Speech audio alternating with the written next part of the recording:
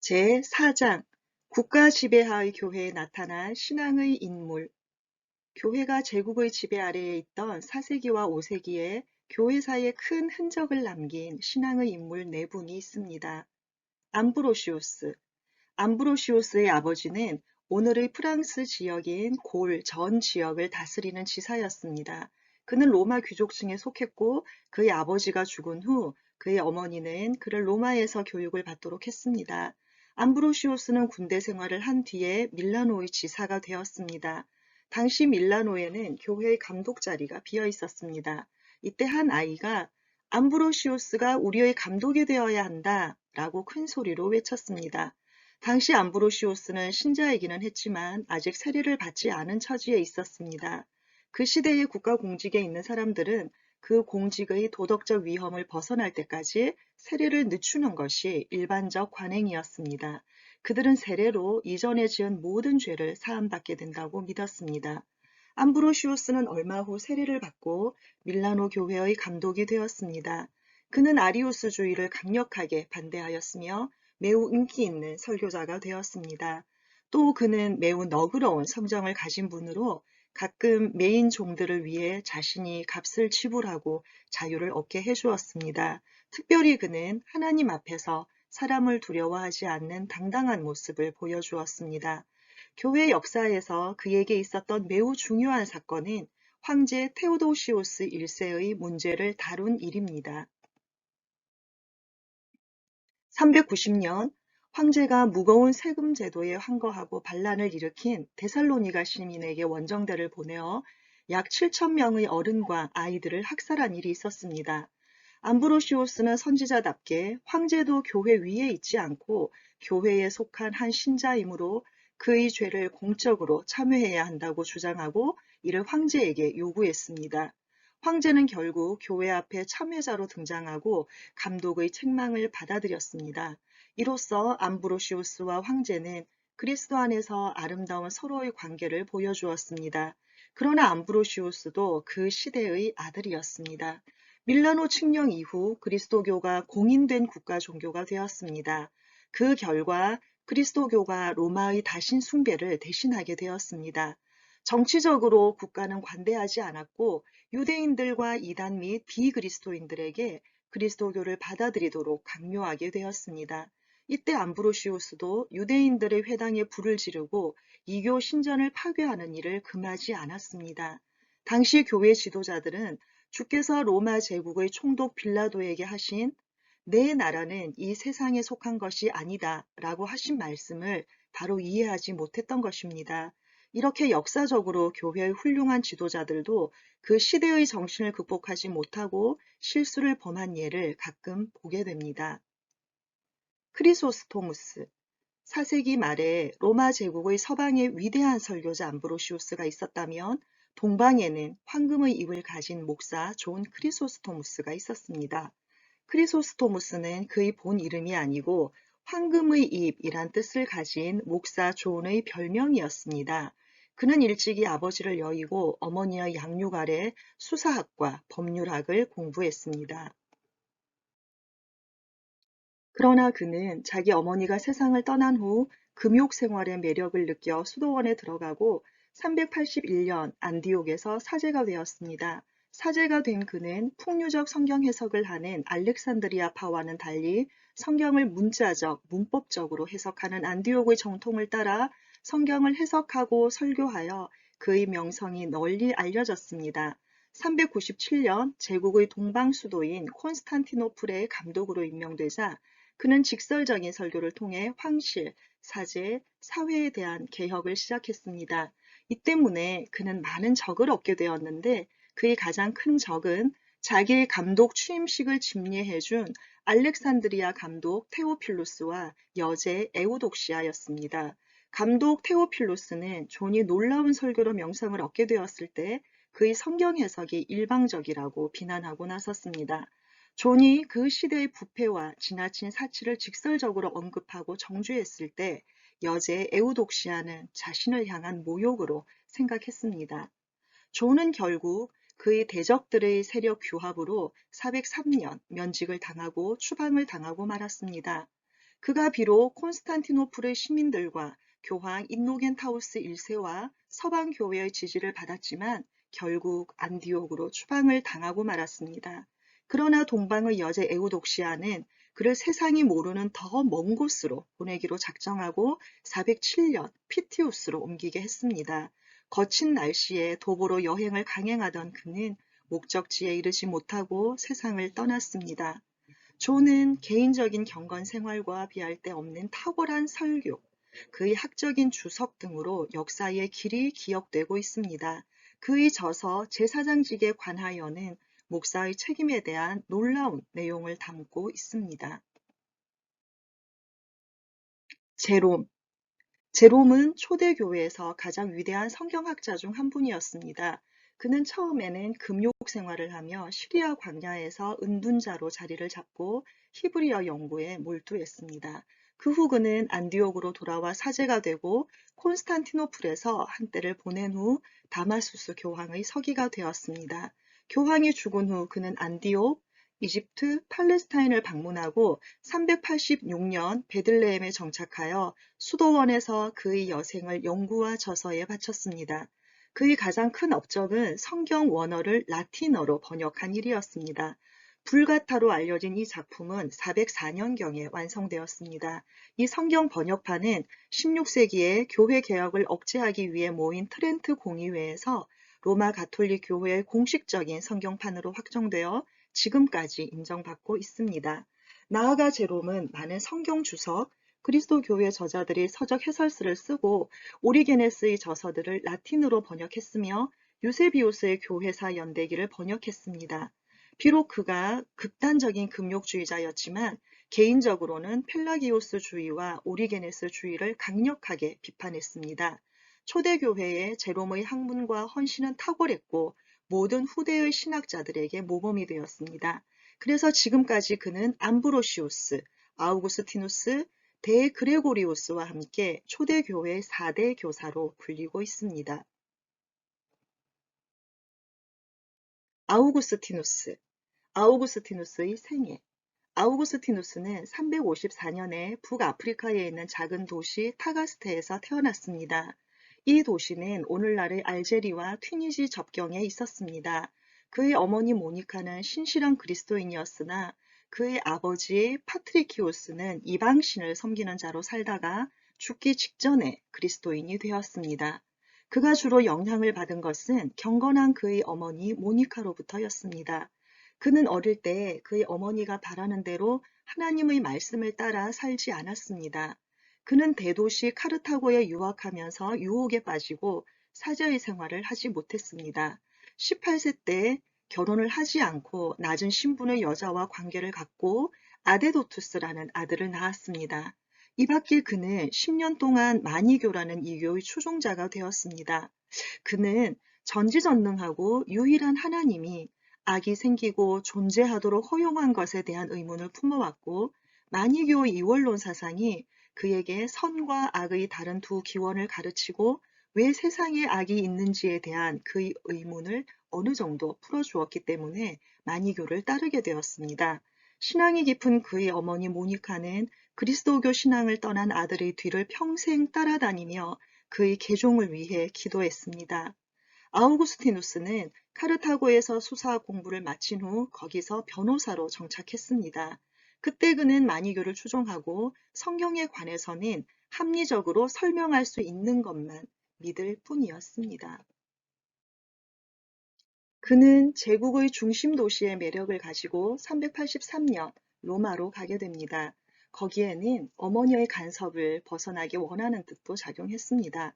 그러나 어머니는 그를 따라 로마까지 갔습니다.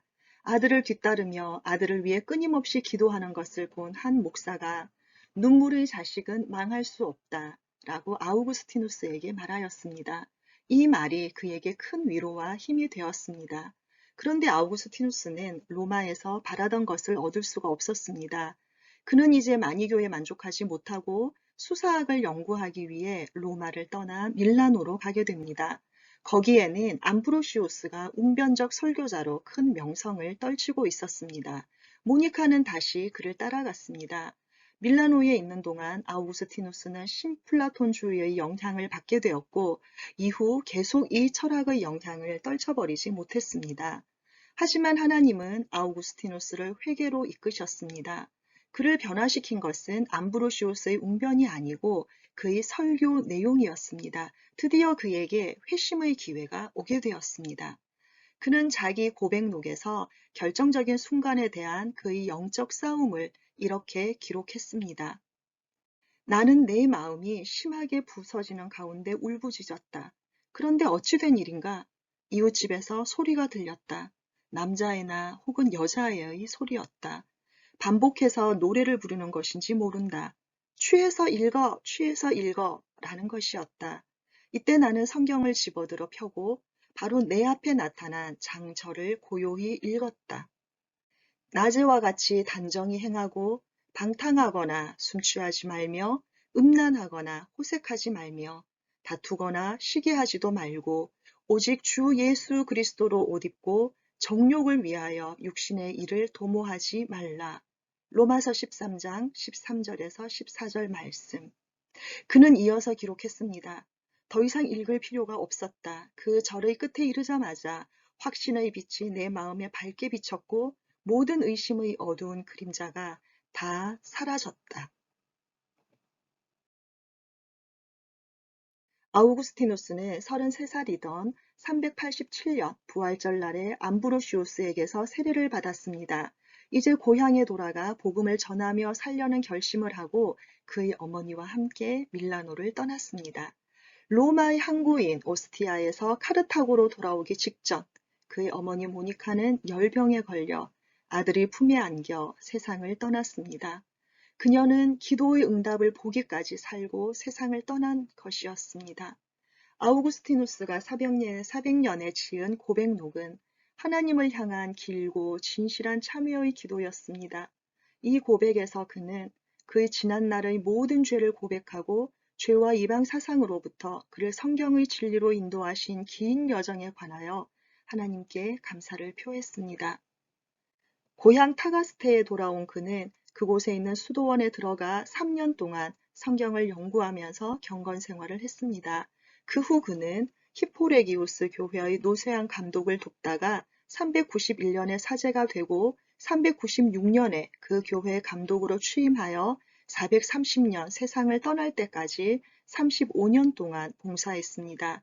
이 기간은 세계사와 교회 사이에 있어서 사건이 가장 많이 일어난 때였습니다. 395년 테오도시우스 1세가 로마 제국을 동서로 나누어 자기 두 아들에게 맡김으로 로마 제국이 동서로 분열되었고 410년에 로마시가 이방 세력 알라리크에 의해 약탈을 당하고 무너졌습니다. 게르만 민족의 대이동으로 온 유럽이 뒤흔들렸고 사람들은 세계의 종말이 오는 것으로 생각했습니다. 연이은 이런 사건에 의해 성경적 역사관에 대해 관심을 갖게 된 아우구스티누스는 그의 생애 제2기의 주요 작품인 하나님의 도성을 썼습니다. 이 책에서 그는 이 세상의 도성과 하나님의 도성의 시작, 성장, 종말을 다루었습니다. 이 두 도성은 역사 속에서 언제나 서로 상반관계에 있으며 역사는 그리스도의 재림과 심판으로 절정에 이른다고 했습니다. 결국 그날에 세상의 도성은 무너지고 끝나게 되나 하나님의 도성은 영원히 존재한다는 성경적인 역사관을 보였습니다.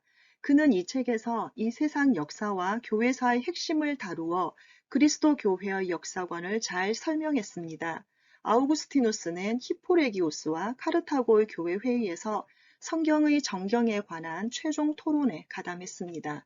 200년경에 그리스도의 교회는 이미 우리가 가지고 있는 신약 정경 27권을 가지고 있었습니다. 그리고 367년 아타나시우스에게서 현재 우리가 가지고 있는 대로의 신구약 성경 66권의 목록을 발견할 수 있습니다. 아우구스티누스는 교회가 신약 정경을 인정하도록 인도하신 성령의 사역을 믿었습니다. 아타나시우스나 교회 공의회가 신약 책들을 정경으로 택하거나 이 책들에 대한 신적 권위를 인정한 것이 아닙니다.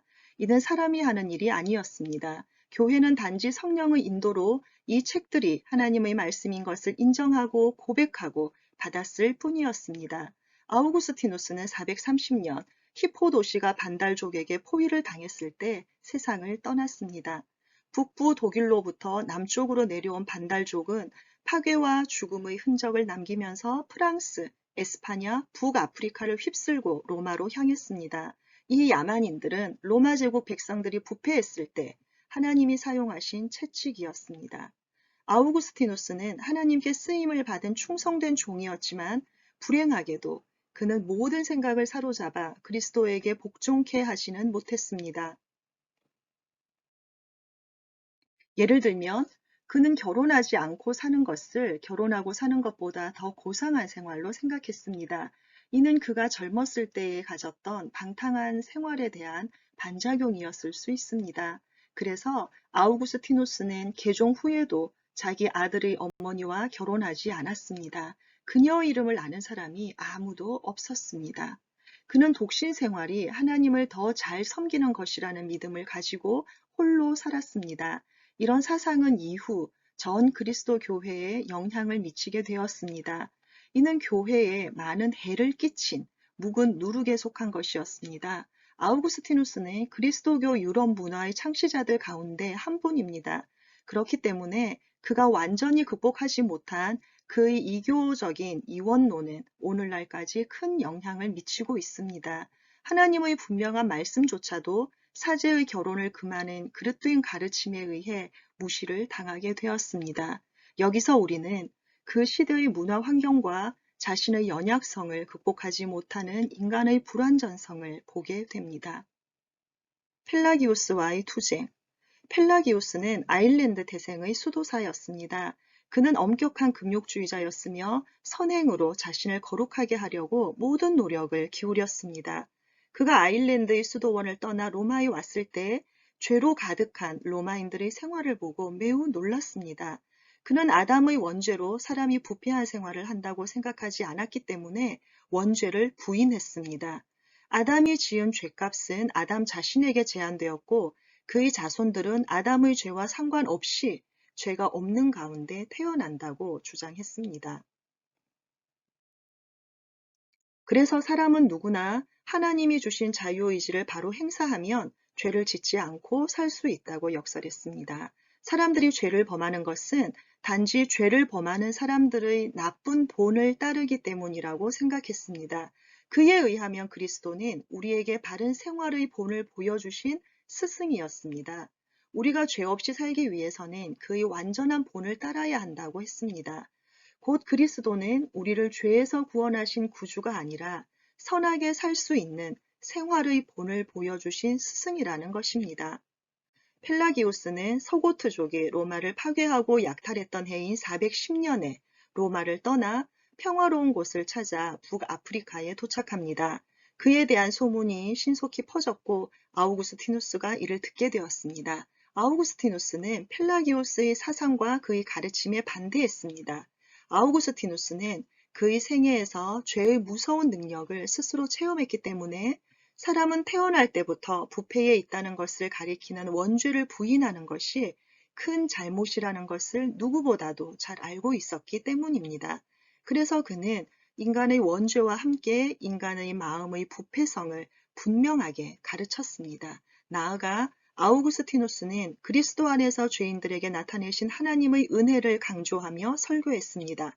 구원은 원하는 자로 말미암음도 아니요 다른 박질하는 자로 말미암음도 아니요 오직 긍휼히 여기시는 하나님으로 말미암음이니라는 진리를 가르쳤습니다.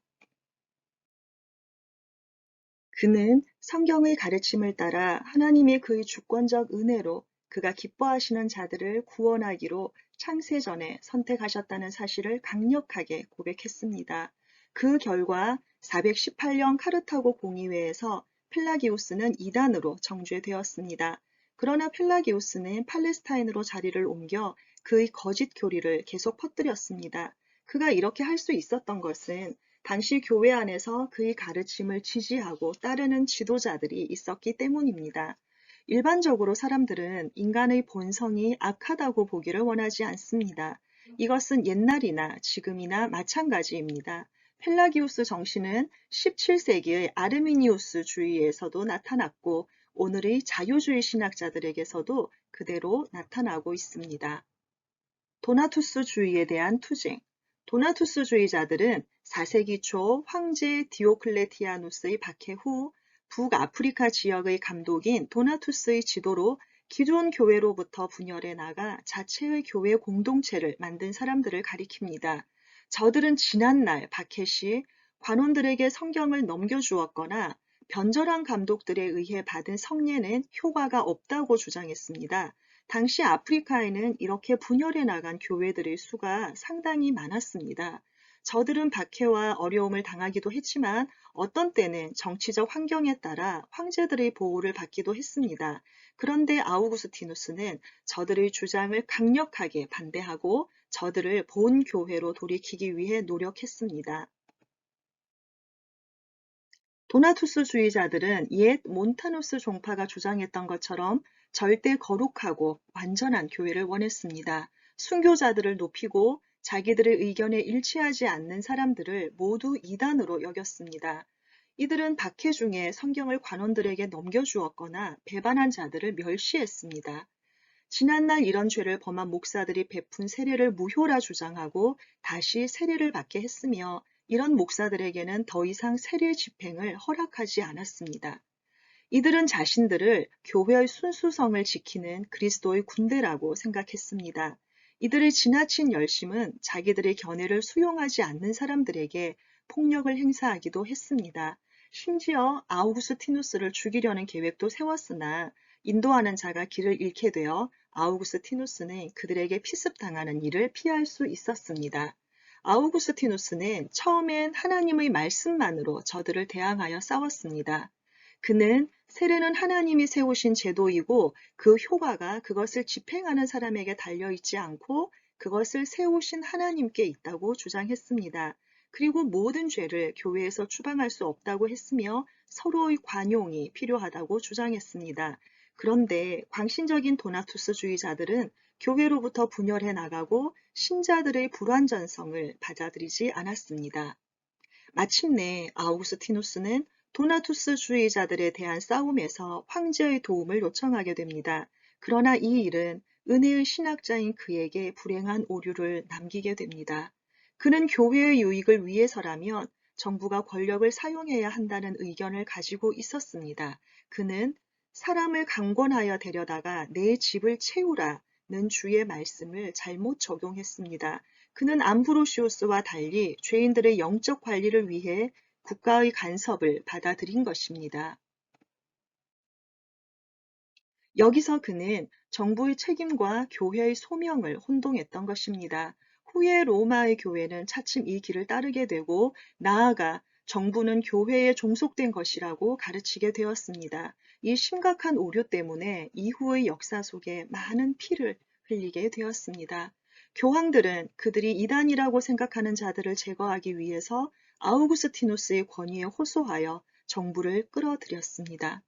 이로 인해 12세기에 왈도파 사람들이 정부 당국에 의해 많은 피를 흘리게 되고 교회가 종교 재판으로 사람들을 정부에게 벌하도록 넘겨주어 죽임을 당하게 했으며 16세기 교회 개혁 시대에 많은 신실한 그리스도인들이 순교를 당하게 되었습니다. 물론 이것은 아우구스티누스가 의도한 바는 전혀 아니었습니다. 그는 온건함과 사랑으로 교회의 권징이 시행되어야 한다는 것을 강조했습니다. 그러나 한때 교회의 유익을 위해 정부의 칼의 도움을 정당한 것으로 생각한 그의 한 번의 오류가 후일 교회가 계속 그릇된 방향으로 나가는데 영향을 주었던 것입니다. 이는 교회의 한 지도자의 의견과 행동이 역사에 얼마나 중대한 영향을 미치는 일인가를 잘 보여주고 있습니다. 아우구스티누스는 하나님의 주권적인 선택과 오직 은혜로 말미암은 구원에 대한 성경적 가르침으로 개혁자들인 루터와 칼뱅에게 큰 영향을 끼쳤으나 그에게도 극복하지 못한 인간적인 약점이 있었던 것을 보게 됩니다. 다음 강은 제5장 교황의 교권 아래 산 교회 편으로 이어집니다.